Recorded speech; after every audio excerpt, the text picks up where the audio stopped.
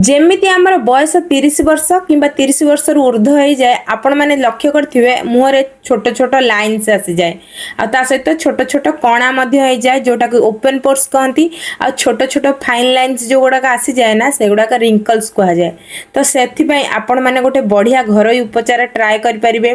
नहीं जिबे castor oil रु गोटे रु 2 ड्रॉप ता सहित आपण मैंने नहीं पारे गोटे रु 2 ड्रॉप बादाम तेल ये दुईटा को मिक्स करके हल्का मसाज करेंगे मुहरे जिते बेले मुह को भलसे क्लीन करदे राति शोवा पूर्व तापर यहाँ को मुहरे हल्का मसाज करके शोपारे जहाद्वारा कि आपंकर ओपन पोर्स आ फाइन लाइन्स जो रिंकल्स थी सेटा भी धीरे धीरे कम हो। कैस्टर ऑयल थाए फैटी एसिड जोटा कि आपण स्किन को डीप मॉइस्चराइज करे। आलमंड ऑयल रे थाए विटामिन ई जहाँ कि आपन स्किन रिपेयर आ ग्लो रे सहायता करे। रेगुलर मसाज कले आपनकर ड्राई लाइन्स आ फाइन लाइन्स धीरे धीरे कम देखा जिबाकु लागे किंतु आपण माने लगेवा पूर्व निहाती भाबरे पैच टेस्ट करिवे।